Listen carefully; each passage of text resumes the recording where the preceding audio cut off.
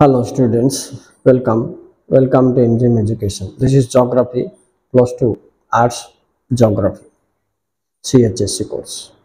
पिलामाने अंतर्जातीय वाणिज्य तुमर यूनिट 4 रो गोटे इंपोर्टेंट लेसन एटा परीक्षा रे मध्य आसीबार बहुत चांसेस अछि। अंतर्जातीय वाणिज्य रो अर्थ कोन, यार आवश्यकता वा गुरुत्व कोन एवं अंतर्जातीय वाणिज्यर आधार गुड़िक कौन कौन एति आमको देखा पड़ो। अच्छा आपको धरी मुझे तुमको बतईदेवी पिला माने जो मैंने चैनल को नुआ जोग्राफी स्टूडेंट्स चैनल की सब्सक्राइब करनी परीक्षा भितर तुम जोग्राफी सब short with long question cover कराई ठीक अच्छे। अच्छा देख अंतर्जातीय वाणिज्य कौन कौन what is international trade, its needs, importance and base of international trade इटा इंग्लिश में।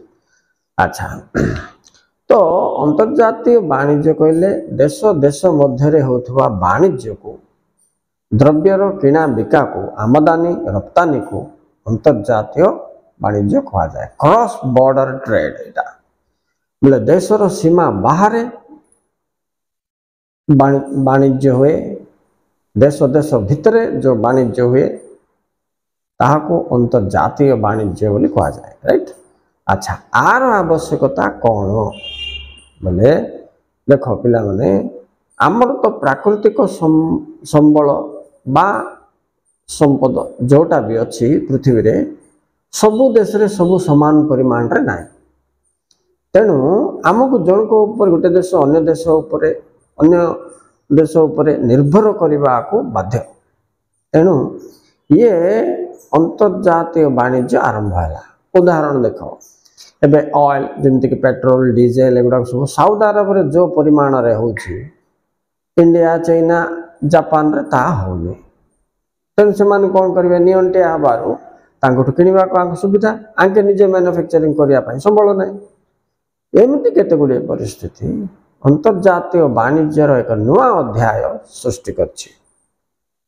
अच्छा पिला माने एटा +2 इकोनॉमिक्स फर्स्ट ईयर रे मध्य अछि। इकोनॉमिक्स पिला माने मन से एचएससी थिबो एथिला मीनिंग एथि दुईटा जिंस होए गोटे कोन आमदानी बोले गोटे देशरु आमे किनिबाटा आनिबा। अच्छा रप्तानी बोले एक्सपोर्ट बोले आमे गोटे देशरु बिकिबा, राइट।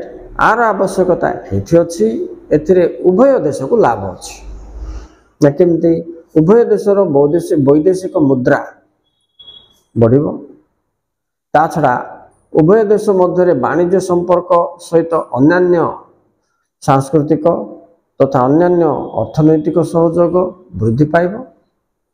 एवं सबुठु बड़ कथा कौन माने आमको जो जिनस उत्पादन कले 50 टंका लगे से जिनस आमदानी कले जदि 30 टंका लगे तो आम 20 टंका सेव कर पारे। तेणु आम निश्चित भाव में आमदानी ही करने चाहिए। एभली स्थिति परिस्थिति आम मान को अंतर्जातीय वाणिज्य आड़ को प्रवेश कराइला, राइट।